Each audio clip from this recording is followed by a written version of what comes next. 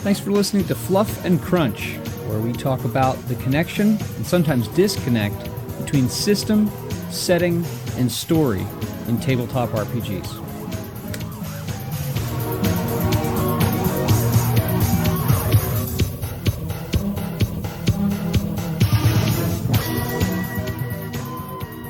In today's episode, Chris and I pick up where we left off last week. That is, we continue with our preparation to run or rather play our Captain's Log cooperative game. We wrap up some things on character creation and ship creation, and then we establish the foundation of this story for this co-op game that we're going to play. So if you're not interested in listening to our introductory chatter, because we hadn't spoken in a couple of weeks when we recorded this one, skip to the 7.5 minute mark, and you'll pick up right with the episode content. So I am recording, and you just pointed out that we haven't talked in about 2 weeks because you've been on vacation, and I've been quite busy. And so, how you been? Yeah, not bad. I had a week away with my parents, which was quite nice. I did a trip into London and looked at some Star Wars things. And you had a certain British soccer team do quite well. Yes, well, the English women's team are now in the finals of the World Cup, unlike America that got knocked out a really long time ago. I think that that's been forgotten about at this point. Like, oh, they were in it? Oh, yeah. Okay. No, I'm not going to forget that Megan Rapinoe, her of the various coloured hair, skied her penalty over the crossbar. Yeah. And that's probably her last time she kicked the ball for America. Oh, well. I saw this great meme of her new job is teaching stormtroopers to shoot. Oh. Anyway, but good though. Good. So the World Cup will be long since done. Either your women will have won or not, but that'll be ancient history by the time this comes out. But that's pretty cool. Yeah. Have you done any gaming? I have. We're still working on. We made another big step in the 5e campaign, which looks to be. We'll wrap that up next month. It's like we're not going to have a full party this weekend. Well, anyway, we're going to miss a number of sessions for various people being out and things like that. So we won't play again. Here it is, the middle of October or middle of August at this point. We won't play again until early September. And I think we've got this is my player guesstimate, we've got maybe 2 or 3 sessions left. And then my plan is to take over, or the plan, not my plan, to climb back into the GM seat. It'll be in early October, running a fantasy game. We're going to run the Pathfinder Kingmaker adventure path, but not using Pathfinder. You know what? I actually considered it. Just for me, there are so many good games out there, and there are great systems, and there are like okay systems, but there's just a lot of different games, a lot of different systems out there, and I start to get bored if I keep just doing the same thing over and over again. And so I thought, oh, maybe we could go back to Pathfinder First Edition, and then I went back and I reread. I was like, if you're going to do Pathfinder, do Second Edition. But to my knowledge, they haven't done Kingmaker for Second Edition. So they have. They have. Well, then. Yeah, they have, but I mean, no, I don't like Pathfinder Second Edition for a bunch of reasons, but First Edition, oh my gosh, I went back and I was just like, all these tables of modifiers, like, no. Nope. First Edition is everything that people said had gone too wrong with like 3.5, cranked up to 11. Yep. It's just, if you loved that stuff, it's better. Oh no, it's great. It's like you roll around and luxuriate in it. But no, so we're gonna go ahead and do Kingmaker. It's such a terrific story, and kind of story backdrop, and and the neat thing too is that, I mean, not that it'll cool off much, but it won't be in the triple digits by the time we hit October, which means that I can kick off our campaign with, we'll do like a potluck, and I can make bread bowl stew, so we can have hearty adventurers food, and then commence with our adventure. I think that's great. How about you? I'm assuming probably no gaming, if not board gaming. Because no, I mean, I was away last week, and then Scott and Brian have been away. Everyone's been away, so we haven't seen each other for weeks. But bizarrely, I did actually do some gaming because Yes, the Marvel game came The out. Marvel came out. That book I only just got this week. It came out about 2 weeks ago. Heard. But they've when I well we'll do a review of it, and I'll Yes. talk about the problems with the distribution and their distribution methods then, rather than going over it now. But I bought like a digital version, and the friends that I were going to that wanted to had like said, "Oh, come and do role playing with our kids," and I was kind of like, "Well, your kids are 4, and I don't know how to do role playing with 4-year-olds." And I've tried it with my 4-year-old, and it was really difficult. And there's only one of her, and in total, there's going to be like 6 of you. So having said, no, I'm definitely not doing that. I was kind of like, well, actually, they know superheroes, and the basics of the system is super simple. Yeah. So, and if their parents help them, yeah, screw it. So I just printed off a couple of the characters from the book and went over that, and we just ran a relatively simple, like, there are some bank robbers robbing a bank, and they were stopped by like, I don't know, like Spider-Gwen and Peter Parker and Squirrel Girl and Miss Marvel that Mika and Annie were playing. And it was really good because they did different things with their powers. And there was one classic moment with the because they're a pair of twins, and there's a boy and a girl. And Yeah. the boy Thomas had this point where there was these 2 bad guys, and make it interesting because there's this interpose ability. You can choose to use a reaction, go and basically stand in front of someone. I was like, right. And I fudged the rules. I was like, right, either you can go and chase down the 2 people that are running away, or this guy is shooting a civilian. So you can jump in front and save the civilian, but the other 2 might get away. And he was like, I'm getting the 2 that are getting away. And his dad's like, are you sure you don't want to save the villain? And he's like, nope. So the villain's get shot essentially. But he then catches the other people. And then he used his webbing to patch the web in of the guy that had got shot and then swung him to hospital. So it was like, I guess it worked out at the end. But his justification was like, well, these 2 guys could escape and shoot more people, so I'm better off getting there. And it was like, okay, fair enough. But it was just funny. Everyone there was kind of like totally letting this guy get shot to get the others. But yeah, it worked out in the end. So that was quite funny. But yeah, it was now they fixed the maths problems, and they have essentially fixed the maths problems. It's a nice little system. I think virtually all of the complaints that people had, they've clearly taken. It's the thing that no one thought they were going to do. I never believed for a second that they were going to take on the feedback. But if we do a review of it, I'll go over that. But yeah, so I have done that amount of gaming, and that's about it. All right. And we did have a request. Some folks have mentioned on the Discord about that, so the Marvel game, so we can definitely return to that. But today we're going to return to where we started last week. That is not last, in the most recent episode before this. Hopefully, our cooperative Star Trek Adventures Captain's Log game. And by way of review, so you and I are both on the same page, and everyone listening is on the same page with us. We made characters last episode. I have an Afrosian chief engineer, who'll be probably a lieutenant or a lieutenant commander, don't know which. And you have... I have a Cation. They are a security operator. I think my idea was they're the away team commander. They're like the bodyguard of the away team. That was my plan. So they're part of the security, but they're not head of security because, well, I don't know, it depends. I guess they could be.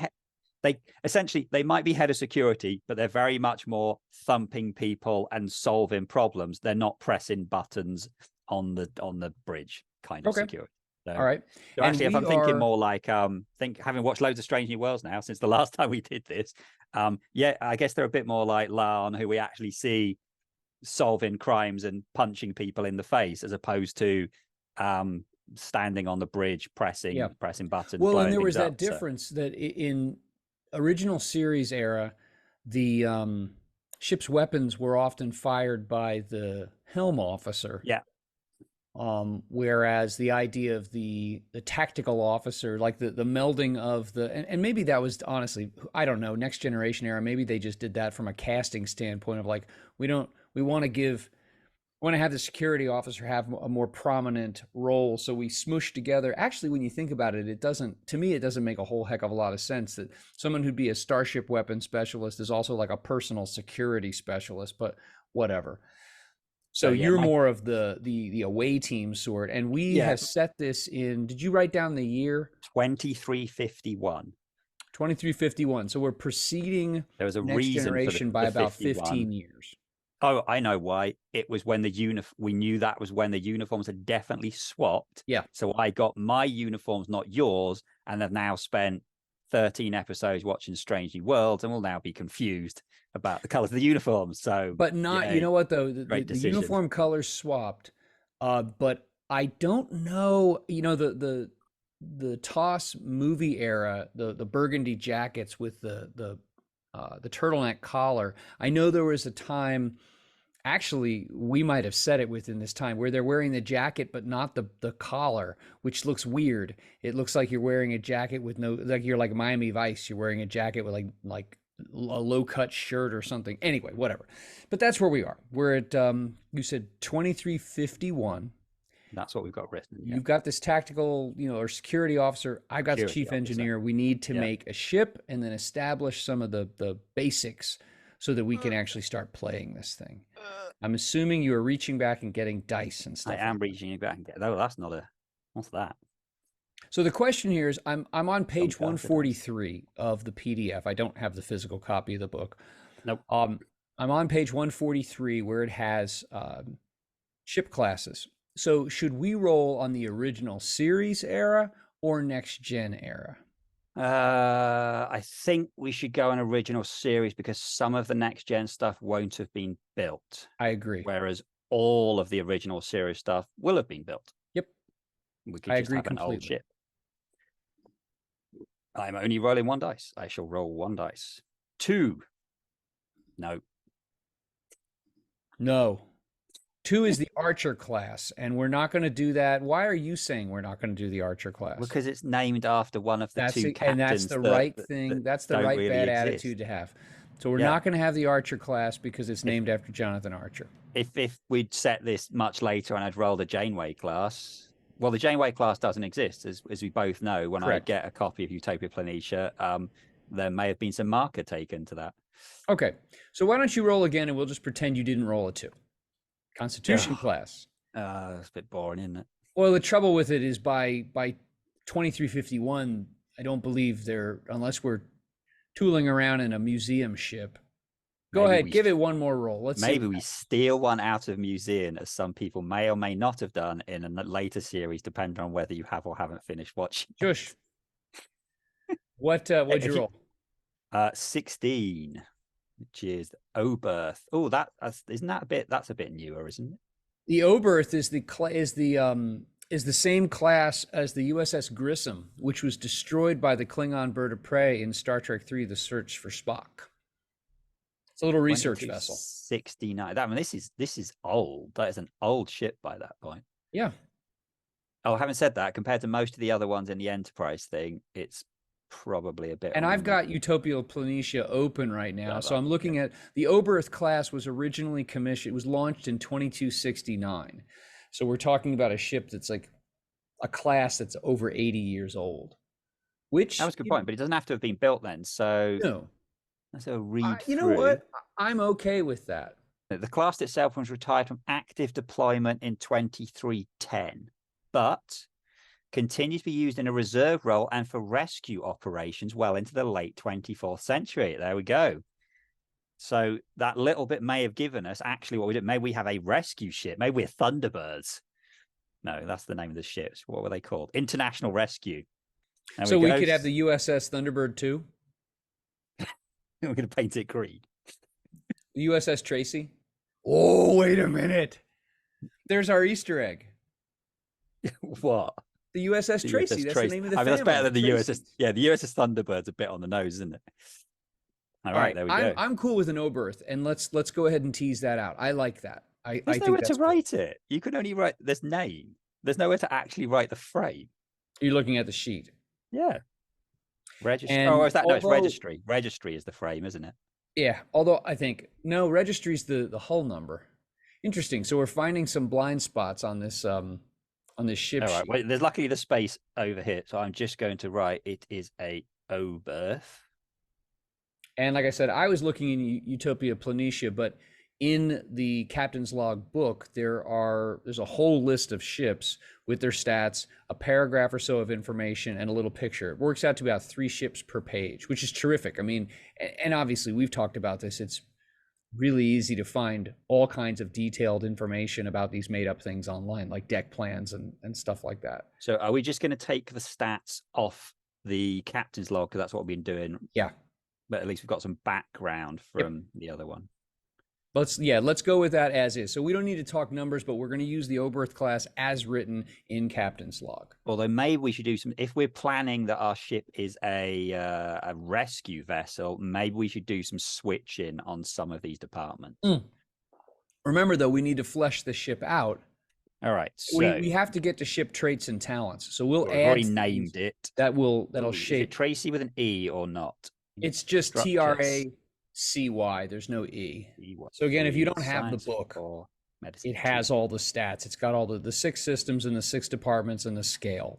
Those stats are provided for every ship. So it does ask for the backstory of the ship. That's on page 166.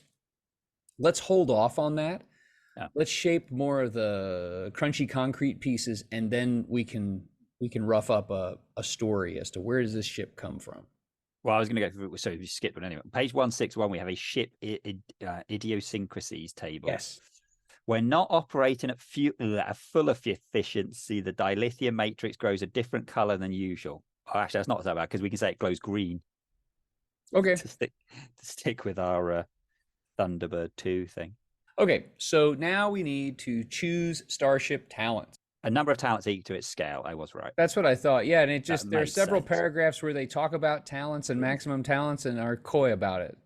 3D20, improved hull integrity. Good. Can live with that. All right. And incidentally, what does that do for us? That does ship's hull has been reinforced to hold together better under stress and damage. Now, remember, these talents, if you're not looking at this, they don't have numbers attached to them. So it's not like it adds X to your shields. These are entirely narrative and are meant to be adjudicated as such as we're working through the story. So we know that the USS Tracy has a strong hull. Terrific. Command ship.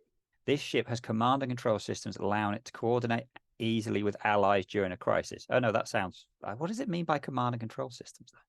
Like it has the ability to coordinate. Maybe it has additional workstations, computing functions, sensor and comms infrastructure. Equipment that would enable it to coordinate with multiple ships. Maybe it can control another ship.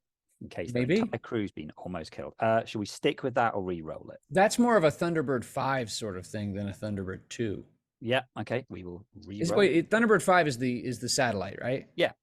All right, let's re-roll that one just for fun. So that's 2031. High resolution sensors. That sounds fine. Done. We're going to be always useful. People. See what kind of trouble you're flying into. The vessel sensors can gain large amount of accurate data, though they are extremely sensitive. I like this. It's only a sentence or two description for each of these talents, but it gives you something to work with. And I think that I can see where, like the samples that I read later in the book about gameplay, I can see where these would help you shape how you move through things. Okay, so let's get that last one. So we have a better hull. I'm a bit. Having looked at this table now, they have just done this table alphabetically. Mm-hmm. Because you're rolling 3D20, you're more likely to hit things in the middle of the alphabet than at either end. I kind of assumed they would have gone, right, what's common, put that in the middle, and all the non-common stuff at the end, which they haven't. So that's a bit of a balls up, really, on this table. There are some things which got 2 things, but it might have made more sense to do 3 separate tables and have like of the ship systems and other, I don't know. Anyway, so I've got 30 and that's 49. Ooh, rapid fire torpedo launcher.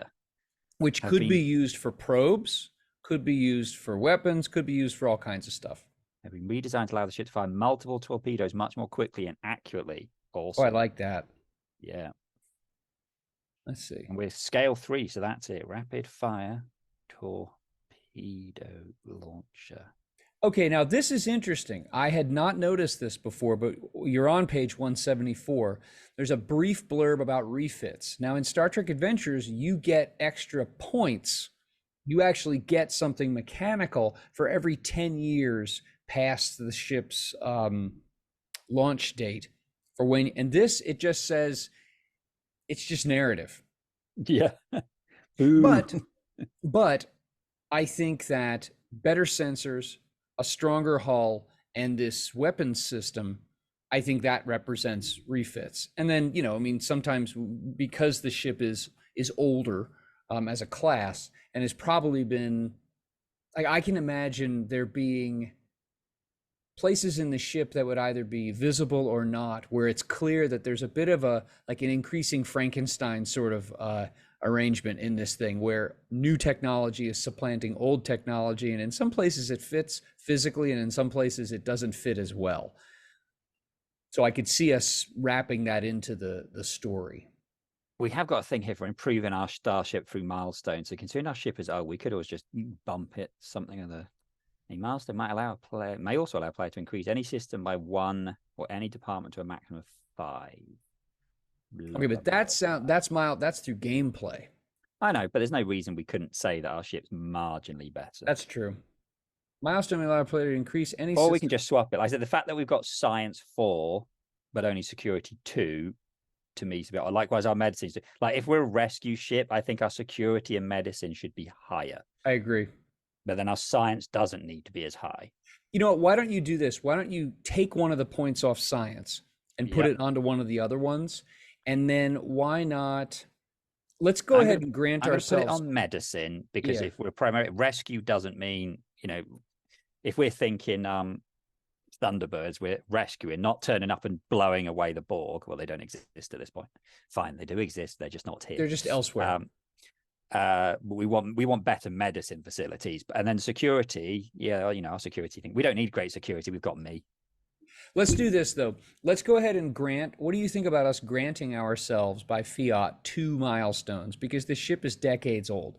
So let's go ahead and have 2 additional points to add to departments, not the ship systems, but departments. Well, let's bump our security to 3 as well then. So then we've got another point. So at this point, we have commanders on 1 and everything else is on 3. I think you should probably increase command. Okay, so commander 2 then. The registry number remains unique. By the 23rd, by the late 20th, by the 23rd century, the number that was reaching into the low thousands. It's meaningless. We can go look. We can call it NCC whatever we want in terms of the number. How about 93944? That's very high. Okay. How about? Let's just knock off a digit. What's the other digits? We can take 4 of those digits. 2 of those were the same. Some of the ships, though, I mean, the what is it? The Defiant has a 5-digit, but whatever. That's the end of the 24. So this ship's like 70 years old. How about? Can we just go 9344? Yeah, sure. There we go. 9344. I can live with that. All right. So USS Tracy, NCC 9344. Yeah. An Oberth class ship that was a research ship originally, but has been long since retasked for emergency operations, like rescue type stuff. Trait. Here we go. You must assign at least 1 trait to your vessel. These should be the All right. So Federation. It's already have that. Yeah, that's listed there. Now, the next chapter in the book we can skip, which is creating a starbase or station. So unless it's I was going to say we can actually add another trait. So I'm going to add rescue ship as a trait. Okay. So we have 2 characters. We have our characters. We have a ship. We have a purpose for the ship. And now looking into chapter 6, we have launching your mission and constructing your universe. I think we know that. I think what we could do is we need some other crew on our ships. We could just do it randomly generating just can we write? I might have to go somewhere else, but we could just do it randomly generating some name. We need to name our characters for a start. Ooh. We could do it randomly generating the names of the rest of the crew and their races. And we also need to do our ranks, because we haven't done our ranks. You know what I think we need to do? So we have our characters, we have our ship, but the ship in some ways has more detail than the characters. I think what we ought to do, like you just said, we need to name our characters. We need to give our characters ranks. I think we also need to have species, name, and rank for the other department heads and the captain. Yeah. Since neither of us are the captain, I think sketching out like the department heads meeting, like who's sitting around the conference table, I think we should do that. We don't need to stat up we don't need to stat up. No, we don't need to stat anyone up, but we just need, their names would be useful. Right now, so we need a captain. Okay, where's the random race table? It's on page 93. I've already on it. We All need right. a captain. Do we need a second in command as well? We Because the do. original well, the Enterprise never had I mean, they had a second command, but it was No, Mr. Spock. Who Spock. was also, Mr. Spock was the executive officer.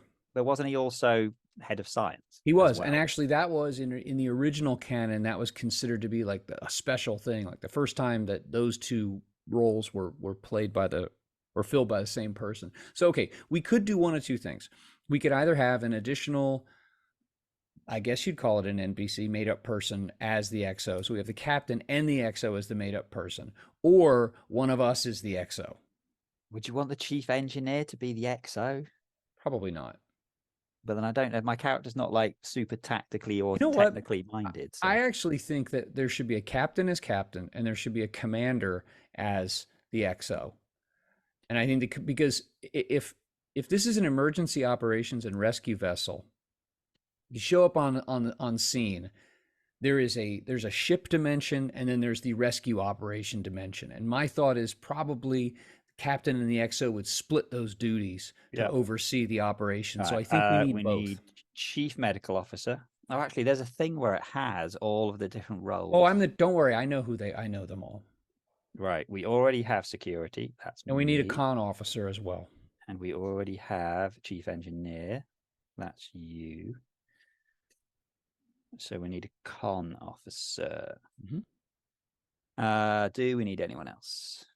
Do we need a communications officer? No, because your ops officer is going to cover that. I think that if we need other people, we can develop them as we go. I think having this most important foundational list is that we go captain, we go XO, ops, con, medical, science. Okay, so I've got captain, XO, chief medical, science, security, chief engineer, con officer, and ops. There you go. All right. Let's start from the top. I need to go back to my list. All right, Enterprise era. So the captain is 16, Vulcan. Excellent. Okay. I'm going to do male or female as well. I'm going to 50-50 that. I'm going to do evens for male, and they are male. All right. Oh, great. He's called Captain Vulcan. I didn't leave space to write his name. Genius. We'll come up with names later. Commander is 15. Tellarite. Which ones are those? Those are the argumentative pig people. If you've ever seen Journey to Babel from the original series, Saraka Vulcan, little guy in his like oh wow, they are. Oh, okay. Oh, wow, aluminum foil spacesuit. Well, this seems like a terrible idea. Well, here's the thing though, is that Tellarites are supposed to be, they are naturally argumentative, but it's because they have a desire to be precise and figure out problems and solve things. Also male. Look, our ship is not deliberately sexist. It just rolled that way. Hey, we roll that way. Right. Chief Med. What rank would our chief medical have? Well, I'm claiming lieutenant commander. You're claiming lieutenant commander. Make the CMO. Well, who cares? Either lieutenant or lieutenant commander. I'm just gonna write doctor then. I don't care. There you go. Could be a civilian for all we know. So Clint would be a Dosian. Nope, don't know what that is. Is that the one with the third arm and 3 legs? Little like tripod man. Yes, you're right. There. That sounds like a good doctor, actually. Okay, let's do it. Why not?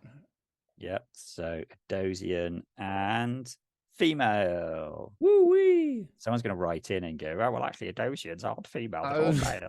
And I'm going to say they're all made up. So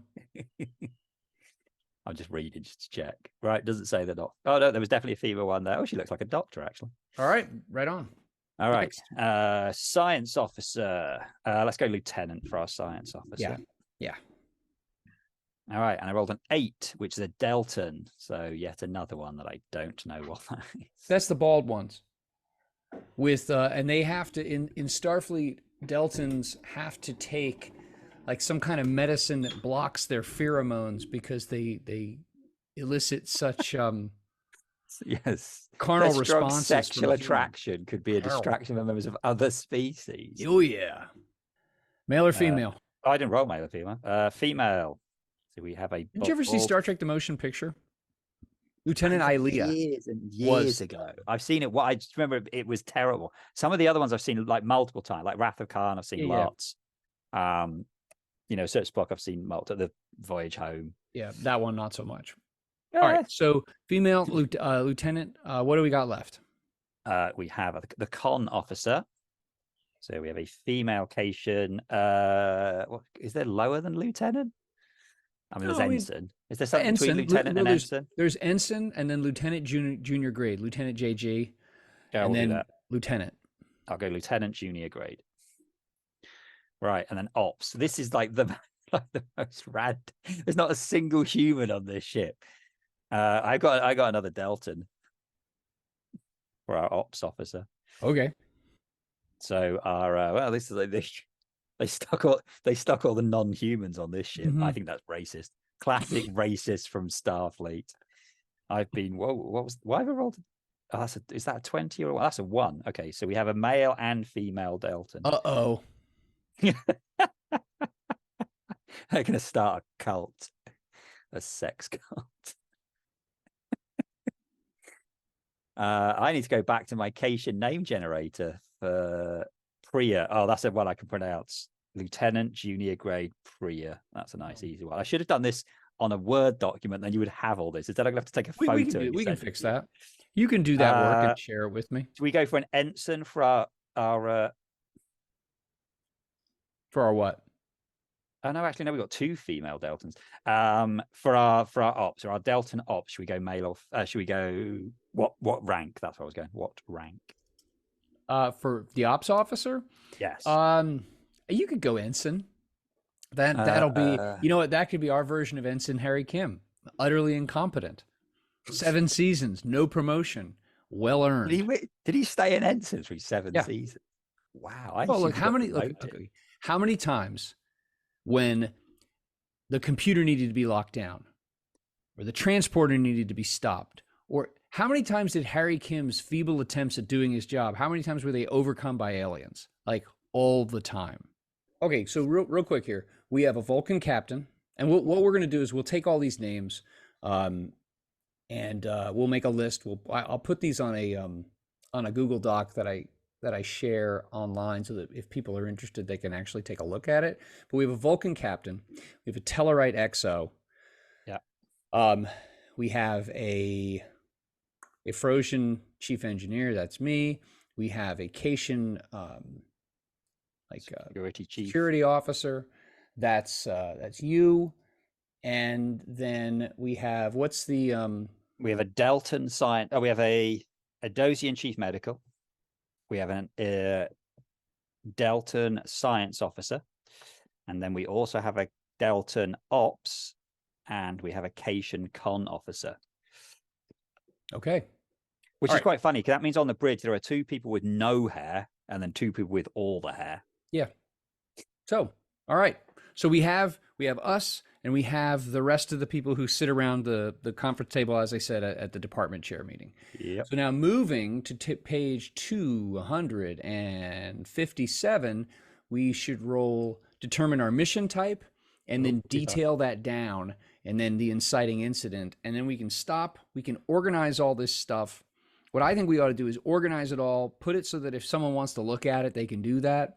And then we wait until after these episodes have dropped so that we can start playing it. All right, mission type. Mission types. We have 14. Research and development. Wait a minute. It doesn't sound like us. No, it's not really political. 3. Deep space exploration. Now wait a minute.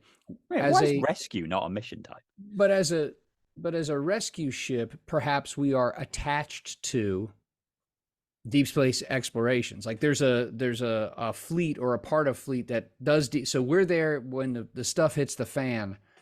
We go help. All right, so we've gone deep space exploration, and then for each of these on page 258 there's another table which details the deep space exploration even more. 3 alien explorers were there before. That's, you know what, vague. Yeah, let's not dig too deeply into that. Let's just accept it.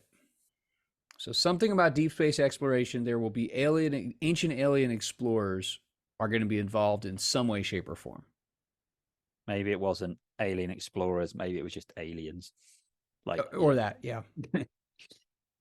So I was let funny me. watching one of the I can't remember which episode it was. I might be near the end of season 1 of Strange New Worlds. I was like, wait a minute, are we watching an episode of Alien? Because Yeah, there's things bursting out of that's people right. and they're killing people. Well, and did you notice that the sound of like their motion tracker was like lifted straight out of Aliens, which I thought was wonderful. My wife, who does not like horror and does not like scary stuff, was less pleased, but a good time was had by all. All right. Generally, they're all good episodes. Yeah.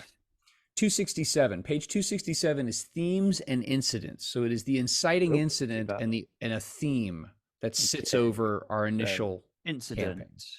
Oh, rescue! Yeah. Hey, that makes much more sense. And you know, I just noticed, I had not noticed this before, but again, these are all in alphabetical order, although this doesn't matter because it's a single die 20 being rolled, so you have equal chances. And then again, I've done the thing where I can't remember what the Star Trek symbol is. That's a 1. So ancient ruin, that fits very well. Oh, right with on. Our alien explorers. Gee, I wonder if someone went down to a planet and they found this big giant body with a hole in its chest and a big telescope. You know, I would be okay with that. Oh yeah, great. We're going to be okay with our entire crew dying. No, we won't. Oh, everybody else.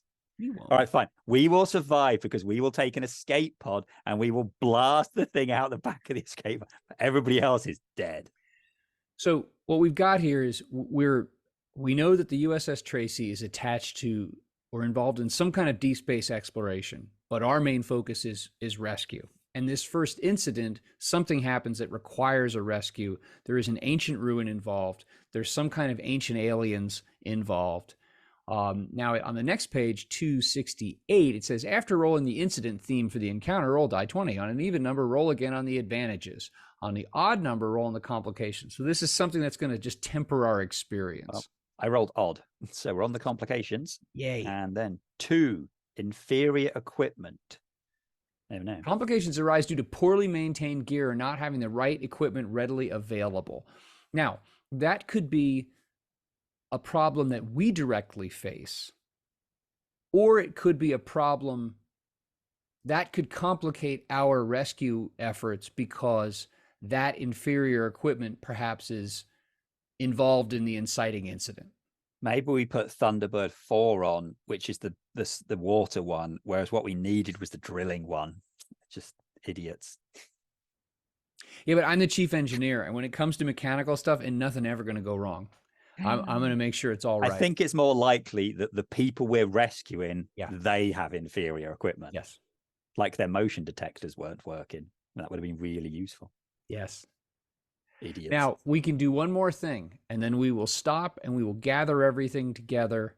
Or we could do another thing. Now, go ahead and looking on page 270, it has type of encounter. So I'd like to know what our first encounter is going to be like. We've already got ancient ruins, so shouldn't we just assume it's abandoned places straight away? No, not necessarily. Okay. Any explorers here before rescue ancient ruin? Okay, it could be in space. Yeah. 20, uninhabited planet. And then we. I know some of these still. That's fine. No, this works fine because some of these still have things on them. Right, and so we rolled off that initial table, and then, like in so many cases, we now go roll on a different table, another 20 options. Hit uninhabited planet on page 274. Primordial planet full of enormous predators. It's a bug hunt. Okay, so the idea that it's an uninhabited planet, I'm going to interpret that to mean that there's no sentient species. Yes. There's no advanced sentient species.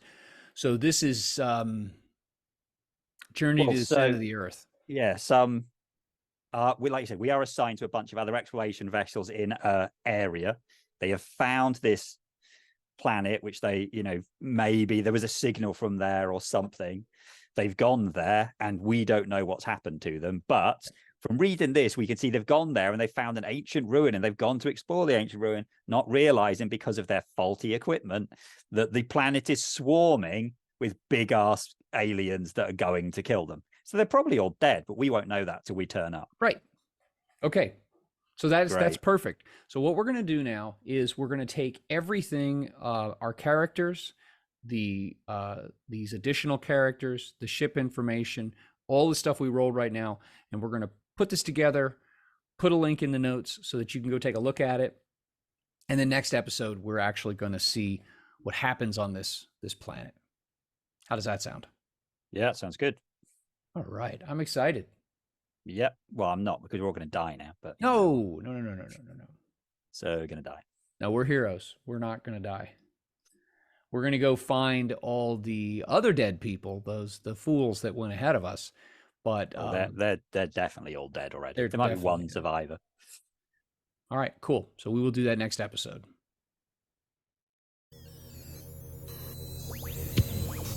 Thank you so much for listening. You can visit our show's homepage at anchor.fm/fluffncrunch. That's FLUFFNCRUNCH. We would really appreciate feedback and reviews on whatever podcasting platform you're listening to this on. Thanks so much.